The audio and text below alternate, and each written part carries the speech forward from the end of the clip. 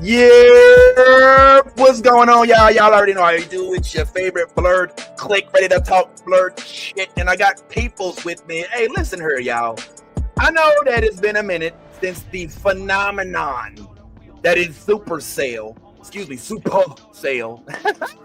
hit your Netflix screens, but that thing is still fresh in my mind, baby. I ain't gonna lie. I mean, just remember how dope it was, right? Like to see black folks sitting there with superpowers that's developed from a disease that is exclusive to black folks. Come on now. That's brilliant. And not only was it a dope thing to see, but I also got a chance to see folks that I'm familiar with take part in this particular let's just call it project. And by that, I'm talking about my homie Travis J, the one and only. This dude right here, if you don't know him now, you will soon, Futhermucker, because he is a big deal, especially in the UK. And y'all just can't wait till he get that Craig David crossover, man. I'm trying to tell y'all, it's going to be like a whole Spice Girls thing. And I'm trying to help be on the forefront of that. Hallelujah. So I thought it'd be cool if my man Trav J would join us. You know what I'm saying? Since he since he is, you know what I'm saying, a friend of mine, at least that's what I thought. And he actually did come over here to the UK and did a little comedy as well. And just a quick preview. Jay, I come all the way from the UK to be here today. Appreciate that, man. You know what I like? I like the fact that black UK and black US relations are starting to improve. Like, you guys are starting to accept that we exist now. You know what I mean? Every time I come out here, I just feel like, yo, we really got black people over there? Yep. You know what I mean? Now, it's improved, but not by much. You know what I mean? Every time people see me now, they're like, oh, nah, I get it. You one of those Harry Potter top boy niggas. Shout out to the Top Boys, fam. And yes, this is a top man, if I can say that. So without further ado, please help me welcome to the platform for the first and hopefully not the last time, the one and only Mr. Travis J. What's going on, Trav? How you doing, my bro? How are you, man? I'm good, man. I'm good. It's really good to see you, man. Thanks for joining me on your journey. I know that you Uber during the day, so you can. Let me stop. That's crazy. Oh shit! I'm like, yo, 5 stars. 5 stars. Thank you so much. Yeah, make sure you got some peanuts in the back seat. You know what I'm saying? Well, listen, man. Thanks again for being willing to join. Thanks for speaking with me. As you know, friend, and I'm going to put you over here and just put you on the spotlight. I'm going to put myself down a little bit. I'm just going to tell you straight up, man. We saw Supacell over here in the States, and a black nerd like me went completely nuts because one of the things that's going on in our world is we feel like we are being spoon-fed a bunch of characters that are being race swapped, that people are getting mad about. You know, the Little Mermaid came out and everybody lost their mind. Now there's a Harry Potter version coming out where there's like a black Snape and everybody's about to boycott it already. So to see a show with a solid black cast, all of which are not necessarily being swapped, original characters, all of which have, well, most of which have powers. We'll get to that. But for you to be involved in this, does it give you that same, like, when I hear about this, I get geeked up just from a childhood, like as a boy, like I'm like, oh my God, this is so cool. Like, do you get that same thing when this potential project is presented to you, you know? Absolutely. As soon as I read that script, you know, you had that feeling like, where you just like, oh, I really want this one. Like, of all the auditions and shit you go for, I want this one because it's like, I read it and I was like, oh no, this is going to be a hit. I can feel this is going to go crazy. Right. Do you know what I mean? And it's like, I tried to disconnect from my auditions when they come in because I'm like, look, I don't want to start visualizing myself landing the role because then the disappointment becomes too much. So I'm just, as I sent that over, boy, I was praying. Anybody who I said, yo, just talk to God for me on this one. Yeah. Do you know what I mean? Even when we landed it, right? Right. So we filmed this in 2022. Wow. And it didn't come out until, like, you know what I mean, mid last year. So could you imagine sitting on that project for 2 years? 2 years, bro. And I'm having them stupid conversations. You know when you're around industry and they're like, yo, so what you been up to, man? I'm like, I can't fucking say. But I know it's better than what you're going to say, bitch. But I can't. I just can't hold it. Not much, you know me, trying to stay busy. Yeah, you know, just out here trying, you know. So yeah, man. Well, that's cool. So you read the script. So that leads me to one of my first questions, Travis. Well, first of all, full disclosure, for those who are watching, I had the pleasure of meeting Trav in person. All right, when I went to London. I went to the I went to the UK. You know, I'm a travel. For anybody follows me, you see my page, and I'm a travel guy. I'm a travel guy. And while I'm in the UK, obviously I want to do some comedy, and I reach out to the king of UK comedy, as far as I'm concerned, Travis J. All right, I said it, not you. So if you coming at him, come at me. All right, I know y'all out there, but I'm saying it. All right, it's just me. And so, Trav, this is where I learned how people are as a core. Trav could have easily brushed me off and been like, bro, here, hit up these folks. I ain't even, you know, do your thing, man. I ain't look, do you know who I am? Like, do you know who I am? But Trav was like, nah, bro. I can't do it like you. Nah, bro. You know what I'm saying? I'm gonna hook you up with something, isn't it? You know what I'm saying? Or whatever. I don't know how to, you know, let me stop. And he literally got me on the show, came out, kicked it with me, took pictures, had a drink, and we had a good time. And I really appreciate that, man. So for this to happen after the fact, it was only like compounding how cool of a dude he was. You know what I mean? I'm like, oh, so you're in the geek stuff too, and you're acting, and whoa, and you still answer my calls. So I just want to say I really appreciate you, man. I know I said it before we started, but I wanted to make sure I said it on record as well. Yeah. But also, I appreciate that, brother. Yeah, I mean, because you remember, right? Remember that little? Where was it? Yeah, dude. Was it South? That was Kensington, South Kensington. Kensington. Yeah, man. Yeah, that's right. Yeah, I remember basement, that. You know, yeah, it was an interesting. Yeah. I remember there was one. I don't know if it was your friend or not. One of the other comics was like, "Dude, you're from America. You're from United States." I'm like, yeah.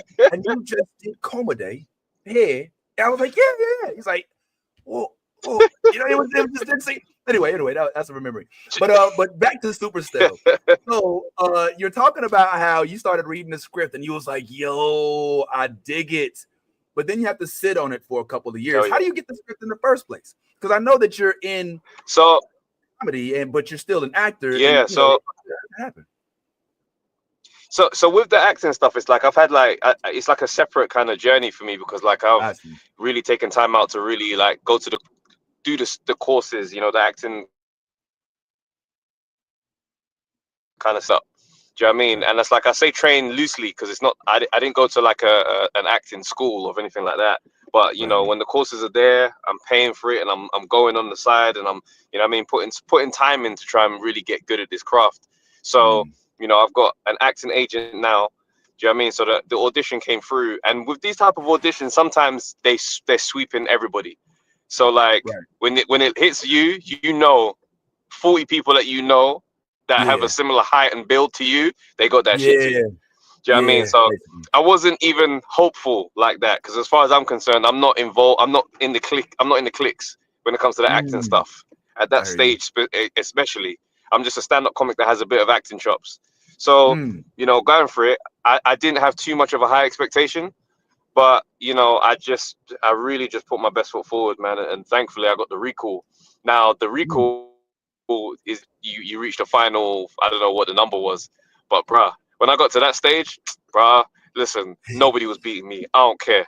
I was so locked in, bro. I was so locked in. You know what I mean? Like I straight Mamba mentality, bro. If Kobe was an actor, that's the shit I was doing that day.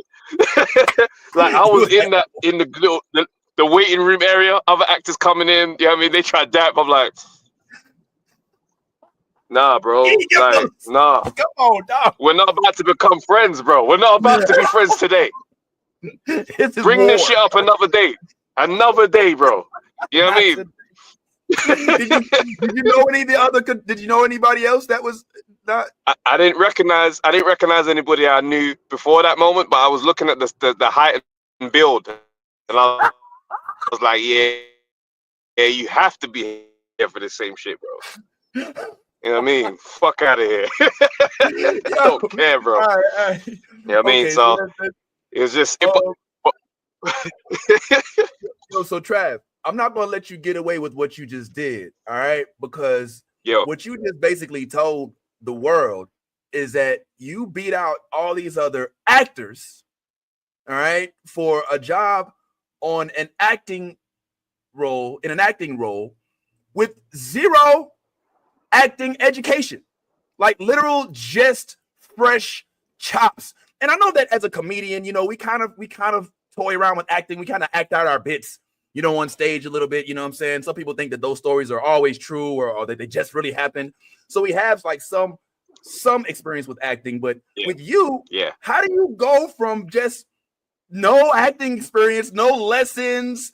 I mean, did you look up stuff on YouTube or you I mean, how do you come on, bro? So this, all right. So it's not entirely zero acting experience, right? Okay, but the way I word it is that it's no like official acting experience. So like, do you know what I mean? You got some kids who, you know, they're drama school kids. You know what I mean? They've gone through that system. That shit's expensive, so it's not accessible to do things kind of around the outside kind of way. So that's why I kind of don't really look at myself as one of those kids. But I've always believed I can act, and when people kind of used, like when I first started stand up, a lot of people were saying to me, I can see you're an actor, and I'm like, oh, that's flattering, but I wouldn't know what the hell to do on set. So I kind of followed that and tried to build on that kind of thing. So I've always felt like I've had a natural touch to it. So I managed to do some theater stuff. Do you know what I mean? Little bit parts in like web series, and you know what I mean? Eventually, like I landed a few adverts. Do you know what I'm saying? That's kind of like those were the steps that I had taken before that. This by far the biggest thing I'd landed. And it's like even when you're on set and you've got the role, you have that thing in you where you're just like, I hope nobody figures me out. Right. Right. Yeah. Me and I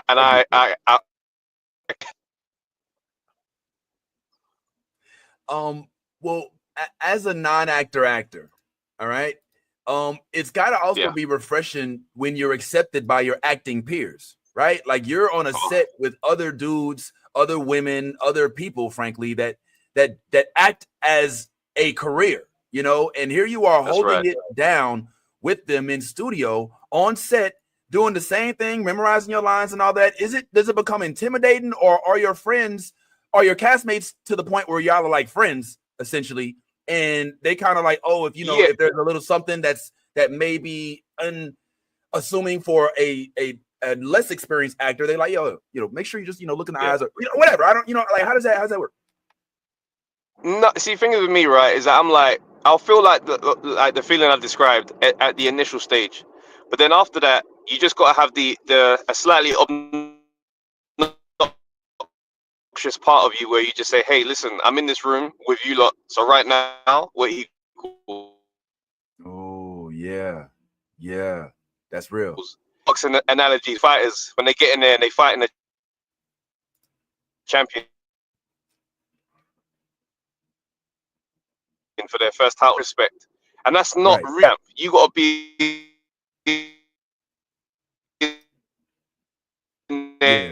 as disrespectful and go and rip that belt. Straight spaces, I tend to tap into that moment where you say, listen, man, in the game, this is your moment. Own it. Do you know what I'm saying? Because when you go home and you start talking about, if only I just let loose, if only I just said the thing that I felt would have been a good line to add. Do you know what I mean?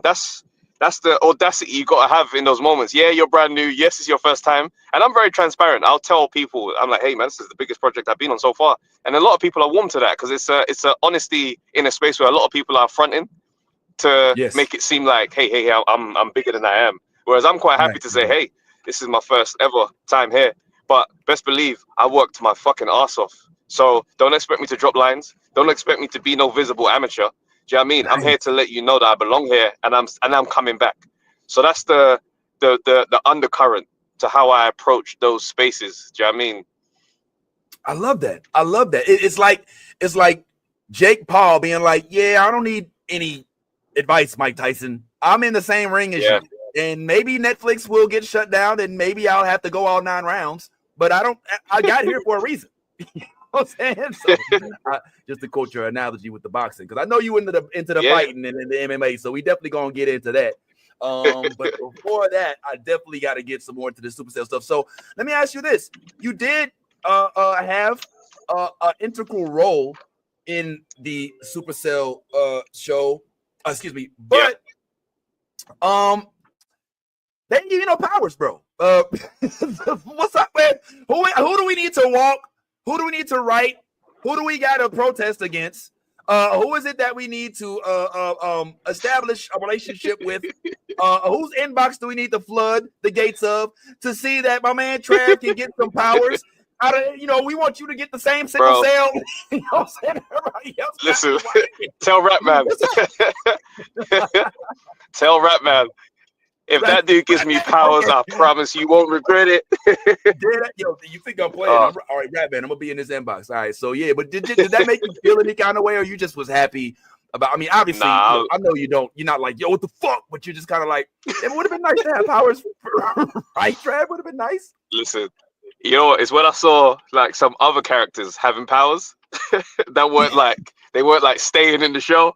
I was like, yo, you could have given me, yeah. You could have given me, let me give it, you know what I mean? Let me smoke weed or something. Let me activate off my weed. I love that. I love the weed activation. You know, that's dope. That is so dope, man. So, yo, I love it. So, all right. So, talk to me about the set experience as well, Trav. Like we said, you're on the set. You got I don't know everybody, but it appears that isn't another one of the actors a comedian as well. No. Comedian. Okay, maybe I don't think so. Okay. But there's one of the guys who, the dude who flew off, the bad boyfriend in the beginning. Sabrina's. He's a funny dude online. That's what I'll say. He's done stand up before, but he's not like a bona fide stand up like that. But he's a hilarious dude. He's funny. Okay. Well, I mean, you appear. I mean, I'm just going based strictly off of your social media.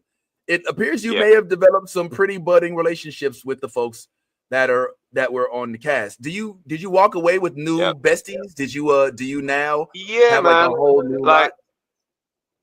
We definitely became a real tight group on set. Do you know what I mean? Like I'd known Sabrina from before, like in my friend group. Calvin, the Rodney Fast guy. That's a real dope dude, man. I love that guy. Really amazing actor as well. He's one of them dudes, right? So he's a method actor. So like, I mean, a little story. When we did the table read, right? Now you can imagine my first ever table read, and Ratman is really like, you know what I mean, a real fucking great dude, man. So he comes around, he tells us beforehand, he goes, yo, just to let you know, like, take the table read really serious, like really go for it, because he goes, people have lost their roles because of a bad table read before. So straight away, I'm nervous as hell because I thought I was already in at this point. Telling me we're still playing for keeps. All right, well, let's go. Now, to set the tone for where we was at in terms of what we're giving to the table read, Calvin, I'm sitting next to. There's a scene where he's got to be emotional and cry and stuff. Is about his mom, and that scene that played out with his story. Bro, this dude is crying for real next to me in the chair. And I don't know him like that at this point. I'm just sitting there and I'm thinking, before he's got to his scene, he's pre-crying, bro. This dude is sobbing in preparation for his scene that's coming up next. So I'm looking at him thinking, oh shit, has he just got some bad news? Because this is insane that he's crying here. So his crying is so locked into his character, but it's throwing me out of mine. I'm looking at him like, is no one gonna check on my man? And then his next scene, he's emotional. Bro, so you was that let me know. That let me know. Listen, I was worried for him. You like, yo, before I do my lines, yo, y'all just gonna let you all right, man? We good? Telling you, you know what I mean? Yo. And I'm looking at him like, yo, this industry really is cold. This industry really is cold. Yo, dude, it's just like, yo, that's hilarious. Yo, that's crazy. Which one was that? That was You said Calvin. who was it that was crying? Rodney's character. Rodney. The fast guy, the speedy dude. The speedy dude. Miss. Okay, the half. Oh well, yeah. Okay, I got you. Yeah, man. That's hilarious, yo. What? So yeah, man. I mean, stuff like that. I'm assuming. But then even like Eric from Eric, the guy from BMF. Yeah. Yeah, so he's obviously my good friend in the show. Bro, I can't even explain to you guys. You would never imagine from BMF and the character he plays in the show how funny this dude is. Like what? The laughter that we were like, I had such a great time working with that dude, man. Such a great time. That was a lot of those scenes we're doing. We were literally in hysterics moments before. Yeah. Oh man. Yeah. So like what like talk to me. What do you talk like? What made you laugh? Do you remember the funniest things? It's just the stories of just the career over the years. Do you know what I mean? Like it's always so enlightening to hear how many things have led to this moment right now. You know what I mean?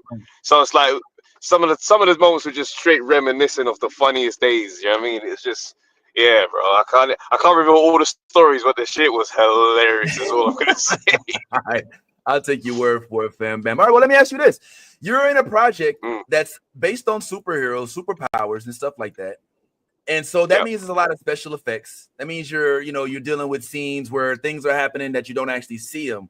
How does it feel? Being you said this is your biggest role that you've ever done. I mean, you're watching those things happen on screen that you didn't see happen when you were taping them. Like, just describe like what it's like to experience that as a moviegoer turned movie actor. It's funny because when that happens and you watch it back, you watch it for the first time like a fan, because you've been exposed to this level of the show the same time as everybody else. Do you know what I mean? So it's like I'm watching people's powers. And like the speeded up of, like, you see the bit when we're outside my workplace and they come to ask questions about my friend and I don't want to give him up, and the dude just speeds up right in front of my face to scare the shit out of me. Like in person that didn't look like nothing. That didn't look like nothing special. You know what I mean? Like the dude just ran, and it was like, yo, I'm supposed to be afraid of this dude? Like, what the hell? You know what I mean? So it's like, watch that shit back. I was like, yo, that shit's that's amazing. Yo, you know what I mean? My son, I showed it to my son. My son was like, that's the fastest guy I've ever seen, Dad. I said, yeah, I mean, I guess. Well done. Wow, son's observant. That's cool. Yeah, I'm the biggest hater, bro. All right. So finally about Supacell, before we get into some other stuff real quick. It sounds like some of your most avid memories were of just laughing on set with some of your co-workers and just kind of, just taking in the whole experience. But there's also promo. There's also, the like you said, the table reads. There's also all these other things that go that are not necessarily on social media. What are some of your fondest memories of the overall experience, from the red carpet for the debut to having to keep it silent, even though people are asking you like, yo, when you gonna do something big? And you're like, just give it a minute. You know what I'm saying? Like, just what sticks out the most about the overall experience? We already know that it's the biggest thing, but just what comes first to mind? Yeah. Oh man, that's a great question, man, because so many things just came to mind just now, man. First red carpet was amazing. I just didn't know what to do, honestly. I like, you're supposed to be on the carpet and then go talk to media. I didn't know where media was, and then I started getting insecure that they might not know who I was. So then I just didn't go over there, and I regretted it because everybody else went over there and they had great interviews and stuff. I didn't go over there because I didn't want to go over there and they'd be like, "Who are you? Are you in the show?" I didn't want that moment. So I bitched out. You know what I mean? I was insecure, man. But then another great moment was being able to really spend some time with Ratman, like when we're on set, but I'm not shooting, so he's shooting, and I'm just watching him direct, talking to him about writing the script. Like, I'm a writer as well, so to be able to kind of just pick his brains through the process and just really understand what is kind of required. Like there were so many gems in those conversations, and me, I'm one of these people where I'm like, I'm humble to be around someone and learn from your experience, and not feel like I need to be competing and doing this whole thing of no, but me too. Nah, I'm like, yo, bro, you're having your moment. I'm fully respectful of what your output is, your work that you do. So I want to listen and see what the process was. So to be able to kind of be around him and just have that time, something I really do treasure, to be honest with you, because you know what I mean. Now off the back of that, I went straight into writing on my own project. That's come out. My audio sitcoms come out, and we won an award last week. And it's like I think back to that's a sitcom joint. Just look, yeah, bro. Do you know what I mean? So it's like everything adds up. Everything always adds up. So I use this moment to big up Rapman for real, because everybody doesn't give you time. Do you know what I mean? In this game, I remember when I met Rapman years ago. I didn't even complete the story about how I got the audition. Years ago, we did a comedy set, a drunk Black Histories for Comedy Central, and it was Rapman hosting it. And that's when I said to him, I said, yo, man, I'm looking to take acting seriously. I know I'm a stand-up, but I'm looking to get into acting seriously. And I remember him just going, yeah, all right. I remember that still. And that was that. Audition comes through. And you know what I mean? He's going to give you the opportunity. And I keep saying to him, like, yo, bro, thank you for the role, man. And he goes, bro, stop saying thank you. I didn't give it to you. I wanted the best person for my project. Wow. Well, that leads me to my follow-up question was going to be, talk to us. I mean, what is something that the industry, those of us that are fans of Supacell and that watch Top Boy, and what is something about Rapman that we don't know? Man, Rapman's a really, really cool dude. Really nice guy. And I think what I like about him as well is that, like, the culture on set was very authentic, very South London. Do you know what I mean? I'm from South London. He's from South London. And it's that whole thing of, like, sometimes you get people that take a story and they just water it down for the you know what I mean, for wider consumption. You know what I mean? And I understand why people get themselves into that space of doing that. But you change the project, especially for people who live there. So for me to kind of be from South London, recognize and know South London, we're on the set, and it's a lot of Black faces behind camera as well. The cameras that they used, I think, were the first of their kind for Black skin, which is why everybody glowed. Everyone had that pop. Yeah. It was on so many levels. It was thorough in a beautiful way, authentically. Do you know what I mean?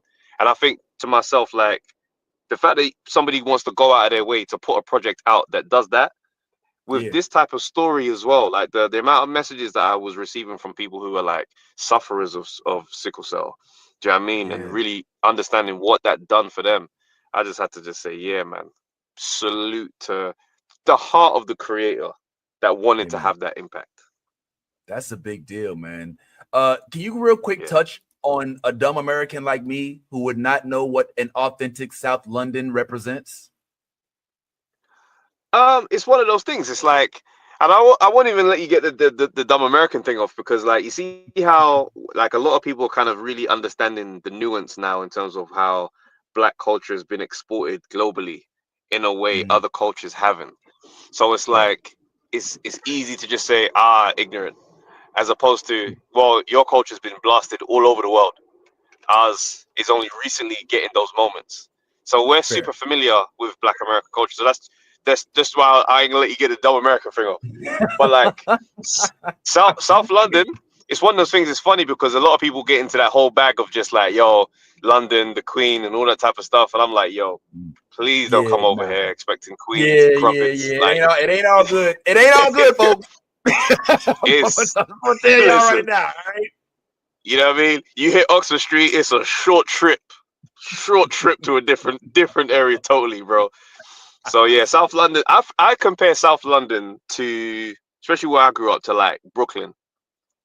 Okay, that's fair. I think I can attest to that. Yeah, I say Brooklyn because it's like, I know Brooklyn was like wilder back in the day. Do you know what I mean? When I was out there, that's all people were saying was like, yo, Brooklyn's cool now, gentrification. And I'm like, yeah, South London is the same.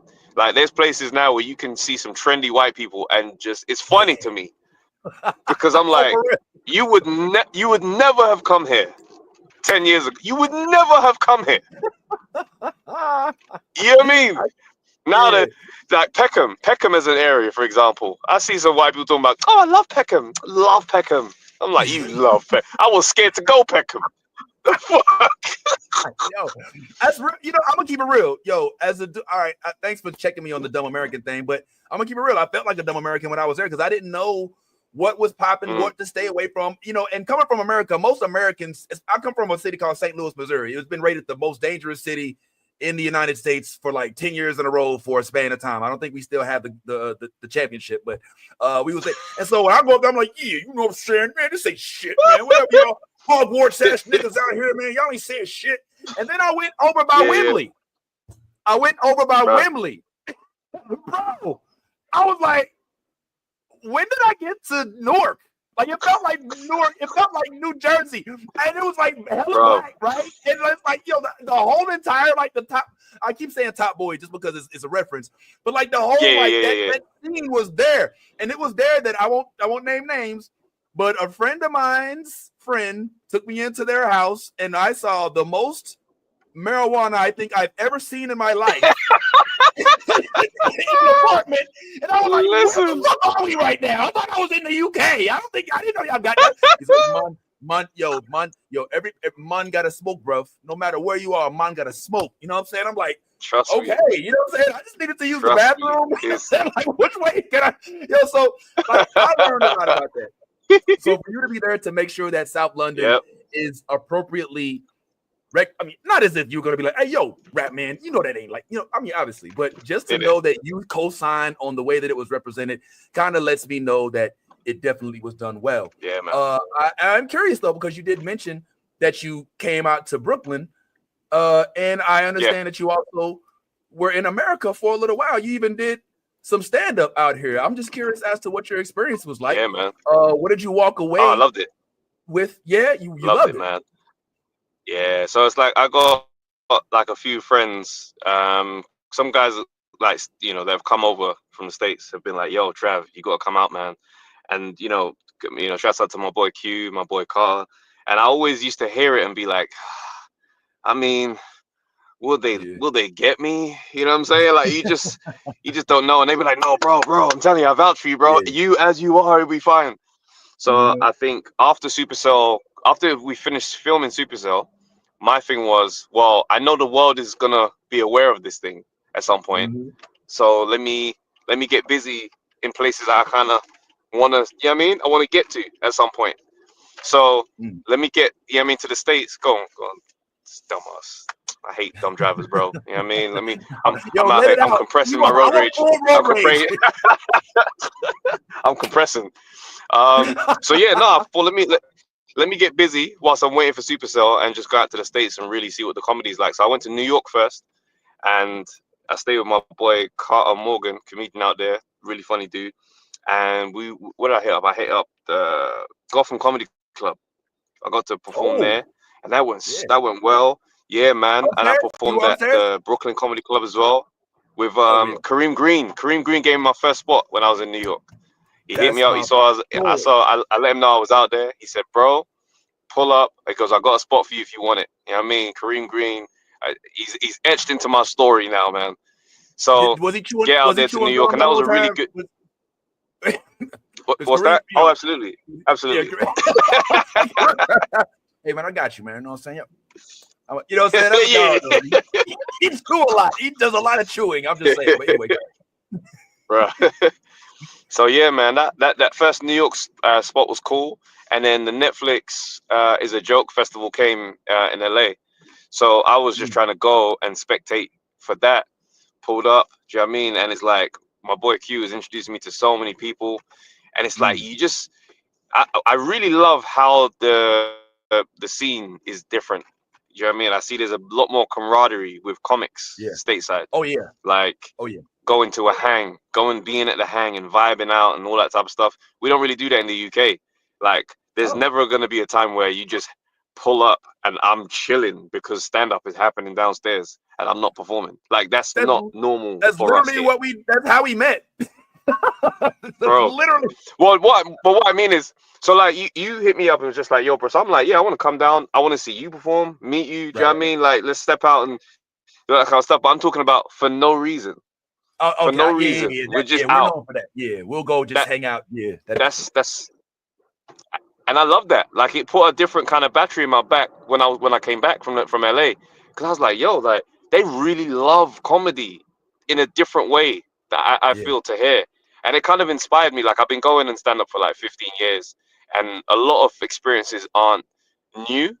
You know what I'm saying? Like, I've done solo shows. You know what I'm saying? I think the like I hadn't toured at that time, but I'd seen a lot of what was available to see in the UK. But coming out to the States, you see levels of comics that are way higher than what we sometimes have here. Do you know what I mean? In those numbers, I'm seeing like Tony Baker just go on stage and murder it. You know what I mean? CP, Sydney, like I said, yo, okay, man. cool. You naming all the Those type of dudes, they got me standing up thinking, oh shit, I thought I was nice. All right, well. Let's, you know what I mean? It's a new arena, and no one's looking at me like, oh yeah, I know this dude. Nah, they're like, all right, you want to go up? All right, let's see. So when I did Chocolate Sundays, that was a big moment. One dude was talking, and he was just like, yo, I don't even know if British comics are funny like that. Me and my boy KG from our podcast, we saw that shit as a battle declaration. My boys in the green room going crazy. You ain't see my boy? Are you mad? What do you mean we're not funny? Us? Nah. So now I'm over there in the corner. I'm back into Mamba mentality, bro. I don't want to talk to no one. I'm over there shadow boxing like it's about to be a fight. I'm chilling. My boy's over there fighting for my reputation. He's like, bro, you have to kill it. You have to kill it. I hope you know that. No pressure. Okay. I say, yep. I said, don't worry, bro. I said, don't worry. I got this. Go out. And it's just, fortunately, it went well. You know what I mean? The response online has been really nice. You know what I mean? It's funny when the compliments come and they're just like, yeah, dude, I ain't gonna lie, the accent took a while for me to get past, but he's funny still. That's how it is. But it's dope. You see, I feel like in America, hey, I'll take it. Yeah, I would say I feel like in America, like when we hear other accents, we're automatically fascinated, but we're also automatically judgmental. So like you got like a small window of time to make me aware of why this level of intriguement, it benefits me. And as soon as that laugh comes in, you got me. You know what I'm saying?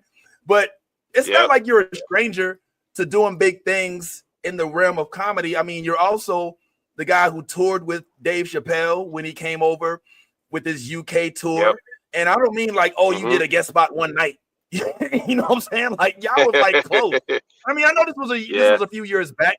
But just for those who are just now meeting Travis J, this is before Supacell. Yeah. So this is not something that Supacell opened up a door for. My man was already on the stratospheric climb before this project came into play. So can you just talk to us about working with Dave Chappelle? What it is like to be in the room with the legend? Is there any additional angst that goes into it? How did this get set up? Just give me the rundown, man. So here's how Dave Chappelle, when he comes over, right, he does his advertised tour dates and stuff like that, right? And that picture in the middle is also a special one as well, because that guy next to me, his name's David Hay.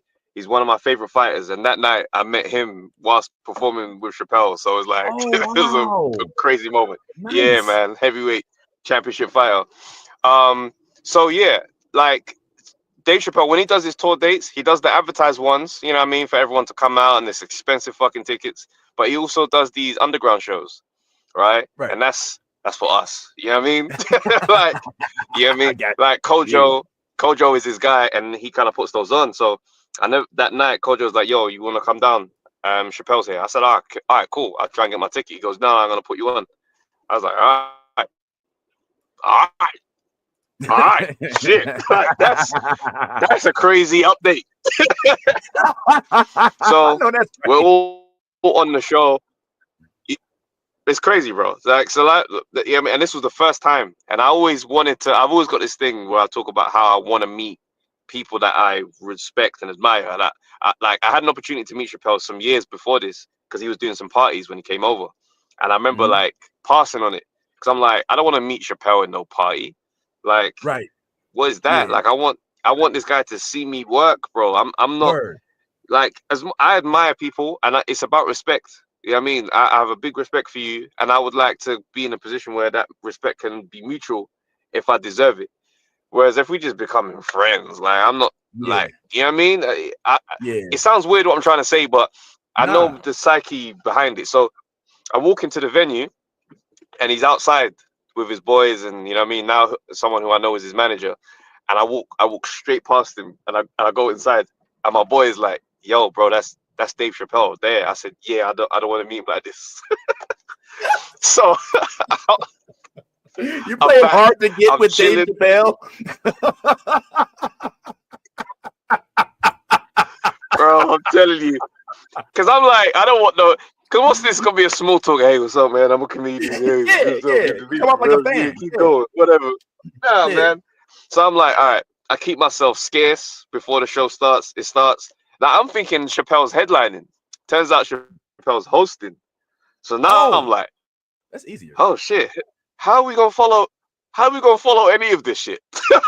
What the fuck? This feels terrible. Like, and you know, Dave's enjoying his stage time. He ain't rushing nothing. Oh yeah, it's not no 10-minute open set. Now well, we call it host lining in the States. It's host lining. Like he's headlining, but he just happens to be introducing people in between some of his jokes. There you go. So he's like, we're backstage, and I remember just like, right, like this is kind of awkward now. Like I guess I have to speak to him. So we start talking and stuff, and he's so familiar. He's so familiar in terms of like you feel like you know him because of how warm he creates the temperature. Like it's just good vibes. You know what I mean? But in my head, I'm like, well, I don't want to get all talky here. I got to kill this fucking show. In my head, I'm like, you're starting to see I'm an intense character when in those moments, bro. I'm like, listen, because we could be good friends and I'd be a shit comedian and he never remembers me. Literally. So I go out and you know what I mean, he put his hand on me, bro, and I had one of the best 10-12 minutes of my life, bro. Like the shit was fire, and I'll never forget because as he comes back to the stage to take the mic from me, we dap, and he gives me a man hug. He whispers in my ear, he goes, "Bro, you fucking killed it." And he used one of my tags. He used one of my tags from my set throughout the whole night. Stamp. That's how you know. Every time he said that shit, I was just, I'm like, this is the stuff of dreams. Right. This is the stuff of fucking dreams. Like, you know what I mean? And to make it great, my mom and dad were there, all my boys. Wow. Like, it was just a wild night, bro. So then after that happens, and Stan Lathan was there, they filmed it. I don't know if they were planning to do something with that night, but it never kind of played out that way. But Stan Lathan was there afterwards, and he was showing love, and I was just like, this shit's unreal. Stan fucking Lathan knows who I am. It's crazy. So then a few months go by, he's doing a tour in the UK, and I'm like, oh man, I'd love to get on this. Bro, an email pulls up, hey man, Trav, from that night. You know what I mean? Like, you know what I mean? The love was still remembered from that night. You know what I mean? There's 3 dates, and then it's like with extension if they go the way they need to go. So I'm like, oh shit, it's still an audition. After the first night, guys like, yeah, now you're good. Whoa, bro, big up, man. Let me go ahead and put the applause on that because that's huge, man. Like, first of all, for those unfamiliar with Stan, with the Lathams, all right, the Lathams were synonymous with black comedy in the 80s and 90s, as they put on the biggest shows, a lot of them in Miami, but not strictly in Miami. And to know that you are now a part of that legacy has got to feel real good, bro. And listen, and also just to break it down, because I know that, we have a nerd podcast, but I'm a comedian. What Trav just said, he says that he used his tags. What's a tag? A tag is like a line from your set, all right, that is not necessarily the punchline, but it's leading into the punchline or it builds off the punchline. And what he's saying is that it was so funny that one of the funniest comedians on the planet, debatable, I know he had his issues with certain communities, but one of the funniest comedians on the planet, was so insightful as to think that his shit was so funny that he used it to carry on and keep the room. Because as a host, you know, like when you use somebody's tag, that you know it's so funny that's just gonna get a free laugh, right? Like that's basically what it is. It's a free laugh. Yeah. It's like that. It's an unprompted laugh. So that's what happened with that. So how many more shows did y'all end up doing? Bro, so what did we do? Probably did about 6. Wow. 6, like, because the UK is not like a place where like you stateside you just got mad arenas and shit. Like it's, you know what I mean? It just kind of runs like that. But yeah, man, that was an experience that just, it showed me Chappelle's human. Do you know what I'm saying? Because before that, I think, you know, you have godlike status of, you know, Yes. as the comic, where you just like, yo, with you it's just untouchable. But I think what it allowed me to see was the man. Do you know what I'm saying? Right. A little bit nervous before shows, afterwards. You know what I mean? Just checking his boy, like, yo, bro, how was that? Was that good? Da-da-da. Those little things stuck with me, because I'm like, wow, like for me, you're invincible, but in there, you're showing that you care in a vulnerable way still. Wow. And I think the message that I took from that was just, you know what? He's a man that's dedicated himself, so it's attainable what he has achieved. So let's go and lock in. Dope. Well, listen, man, I want to respect your time. I don't want to keep you for the rest of the day. I mean, I'm surprised you haven't got to your destination yet. You must be clearly driving out to Wales. But driving all over the place, bro. He's going to Ireland, right? But so I did want to ask you though, on the way out, before I kind of dip into the potential for whatever's going to happen with Supacell the second season, which shout out to season 2 already being confirmed, and it's probably already been written and in project. But I couldn't help but notice, because I do follow you, and I'm not just a friend, but I'm a fan, and I can't help but notice that you are really into fighting. Like you're really into boxing and stuff like that. A lot of your content is centered around you know, not just MMA, but just fighting.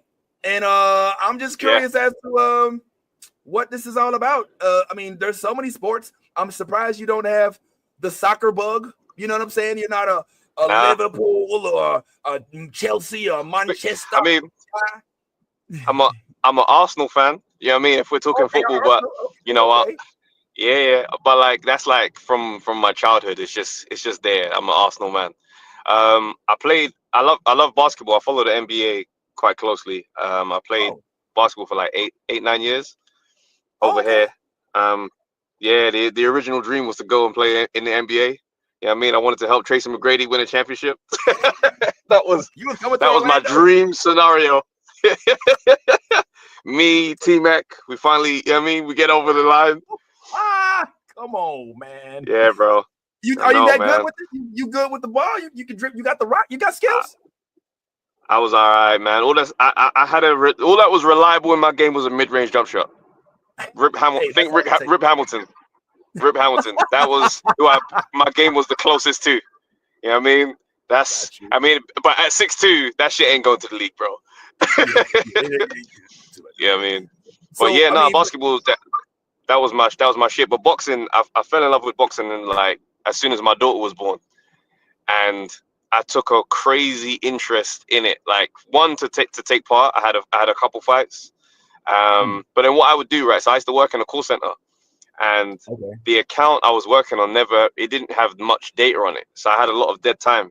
So I'd pick a fighter from boxing history and watch all of their fights over the course of like a week, and then move on to the next, and move on to the next, move on to the next. So now I've got this crazy database of knowledge on boxing, and yeah, man, I just took part in that shit. I love it, man. I love it, bro. Like I know if I didn't, you know, find success to a point where, you know, I could sustain or potentially make a living in comedy, I would have definitely attempted a career at pro boxing. How far I would have got, who knows? Well, listen, but I would have tried. When I'm looking at some of the things like this here, and you and your boy, who I mean, y'all give off besties for life vibes. You know what I'm saying? For being real, which is dope. Yeah, that's my brother, man. That's my brother, KG. Yeah. KG, yeah. What's up, KG, man? It's good to hopefully we'll meet one day. But just seeing y'all like the love and the passion that y'all have for this sport, it's encouraging. I'm not a huge, but I'm a baseball guy. Now I know UK folks, baseball rounders, and we ain't really, it's cricket. But the love that you have for that is like this for me. So it just brings me joy to see that you have something outside of comedy to keep you balanced, to keep you anchored. You know what I'm saying? So that like if you don't have a gig a day or two or a couple weeks, it's not like you're like, you got a whole other outlet of something that you love. What are you looking forward to in the world of boxing pretty soon? I mean, we just had one of the biggest fights of like in British history just this weekend, right? So that fight there has definitely, I can't even look forward after that one. I'm still in that you know what I mean, the residue of that moment still. It was monumental, man. It's the story of these two dudes. So basically 30 years ago, these British guys, Chris Eubank and Nigel Benn, them dudes had a fight, and it was a British classic, just a brutal war, bro. They fought twice, and then their sons the other day both fought each other, and it was as intense. Like the family rivalry between them two is insane, and it was a blood and guts fight, 12 rounds of nonsense, bro. Like that's the type of stuff that's made. You know what I mean? Movies are made from. But so we have a boxing podcast, and we've weirdly carved out a niche for ourselves, right? Because we don't have the aspirations that typical sports pundits have, because boxing is one of those things where it's like it's a sport, but at the same time it's a business. So if you want to get in with certain people, you need to be favorable to their business, and it creates a lot of bias in punditry. We oppose that with what I mean, that the phrase keep the same energy. That's just our shit, bro. So we call it straight, regardless of what it looks like, bro. We've had face-to-faces with fighters. We've had promoters trying to make little threats about they're gonna shut us down, all that type of shit. Legal takedowns of some of the content. Oh, bro, we've been through it. What? But oh yeah, and it's one of the ones where we say to each other every time, if a fighter is in your face over something you said, you have to back it. That's it. Keep the camera rolling. If it goes crazy, to keep the camera rolling. That's the contract we signed. And weirdly, fighters care about what we think. We're in the space, bro. Are you in a space? Are you still, Travis? Are you still in the space where you're like, oh my God, it's just me? Like, why are you worried about what I say? I'm just me. Or is it like, well, yeah, of course you are. Like, you know what I'm saying? Yeah, we saying shit and we pop off and I'm somebody. Honestly, man, it's hard for me to imagine being at that space where I'm like, well, you goddamn right you was listening to me. Like, I'm always like, oh my God, me? You listen to me? Like, seriously? You know what I'm saying? Trust me. Like, it is like that for me. But at the same time, I understand why they get antsy about it. You know what I mean? Because it's like, this is how they make their living, by literally fighting. Like, this one dude walked up to me, right? We were in Saudi Arabia covering one of the fights. And this dude called David Adelai, huge dude, bro. Like, heavyweight. The guy's massive and very intimidating before he's even said a word. He comes up to me, and I'm nervous as hell. As soon as I see him, straight away, I'm thinking to myself, what did I say about you? What the hell did I say about you? So I know where you might take this convo. I was scared, bro. I was scared. I'm not gonna bullshit because I can box. I've been boxing for 12 years, but that don't mean shit to him, bro. That won't mean shit to him. So I was scared. So he comes over to me, and I'm like, all right. He goes, yo, bro, I love Supacell, fam. I love Supacell, bro. I'm so proud of you in Supacell. Bro, listen, the relief, bro. The relief. yo, Brad. What if he didn't say that? What if he was like, yo, I heard that shit you was talking. Mind them gonna fuck you up. You know what I'm saying? You're like, the relief. I believe it, man. I'm folding tomorrow. Yo, I'm sorry, man. Would you have fought him if it came down to it, though? Would you have tried to channel your sickle cell powers? I don't know. Listen, you think I'm Stephen A. Smith? You think I'm Stephen A. Smith? We'll be talking that shit afterwards. If he would have tried something, I would have thrown hands. Absolutely. Fuck no. Yes.